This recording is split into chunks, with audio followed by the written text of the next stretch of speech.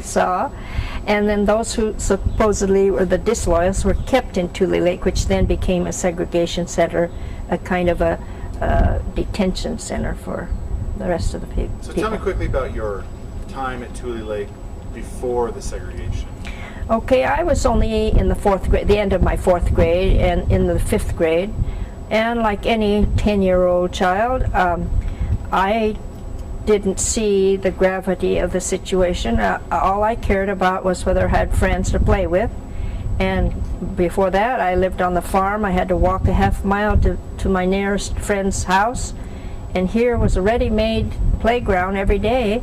And so I was happy, having a great time.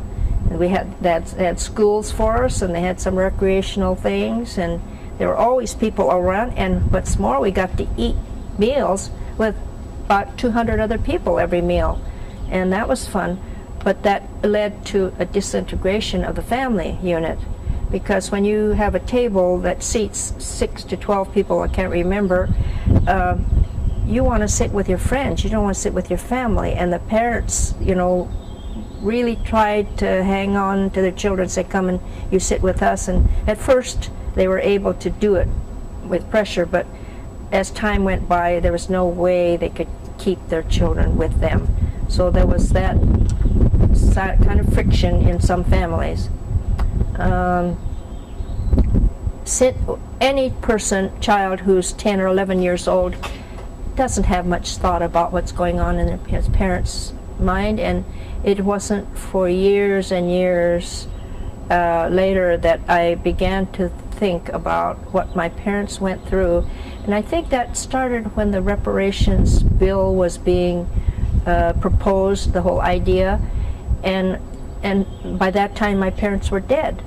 And so I'm thinking, this reparations bill, I mean, it probably is never going to get anywhere, but even if it did, it should be going to my parents, and they're gone. So what if it passes and I'm a 10-year-old child, and because I was in the camp, I'm going to be recompensed for it? It didn't really make too much sense. Well, that's when I began to think about what my parents must have been going through, because by this time I'm an adult as I'm thinking about this. And I realize my parents are wondering, I wonder if we'll ever get to go home. If we get to go home, when will it be? How long will it be? They said we have to be here for the duration. What does that mean? Our sons are fighting in the Pacific Theater against the Japanese. Are they going to be killed and never come home? All of these things were in my parents' minds, which I was totally oblivious of, because I'm a 10-year-old child just having fun playing with my friends. The worst part of the whole experience for me was leaving the camp and going home to my hometown, where I was so excited to go, and where all my friends that I'd grown up with were, and then to find that I was totally socially isolated. No one walked to school or with me. Nobody played with me before or after school or during recess. I ate lunch alone. My teacher was very sympathetic, had me stay in at recess and water the plants and clean the erasers. We used to have those erasers, you know, for the blackboard. I cleaned more erasers and watered more plants than I didn't even want to think about. But that was her way of being compassionate, knowing that it would just be painful for me to be out on the playground. And what town was this? Hood River. And Hood River was probably much worse in its discrimination, because the American Legion post in my hometown mobilized and organized to try to keep us from coming home, and whipped up anti-Japanese feeling in the whole community.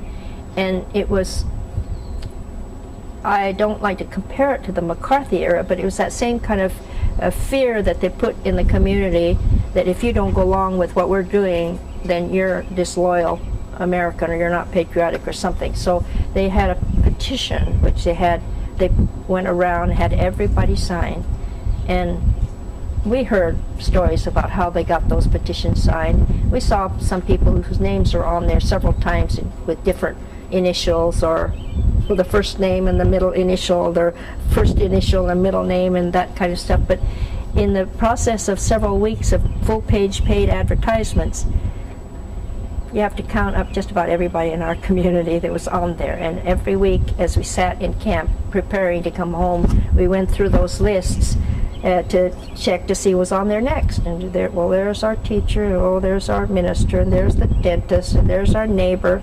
It was very discouraging. And they said, if you come home, we'll make life miserable for you, and they did that. So those years, from the time I went home in the 7th grade, especially that first year, but for several years actually continuing, were the most miserable years of my life. I was a teen, just entering my teen years. Peers are the most important thing in the world to you, and I didn't have any.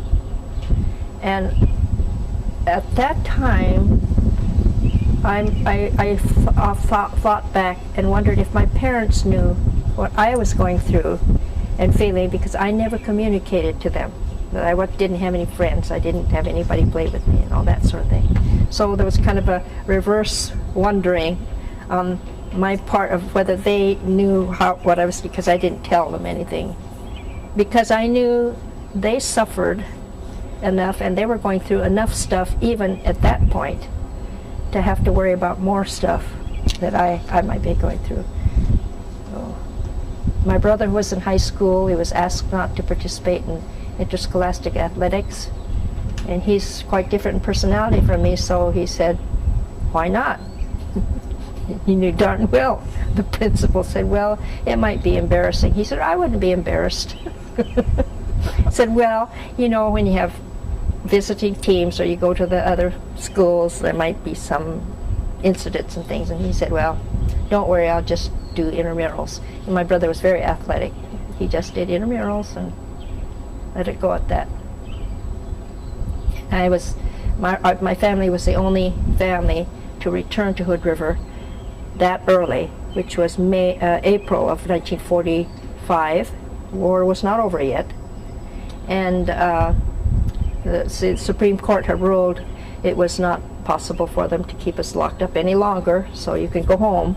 And we went home, and then we celebrated VE Day, and then we celebrated VJ Day a few months later.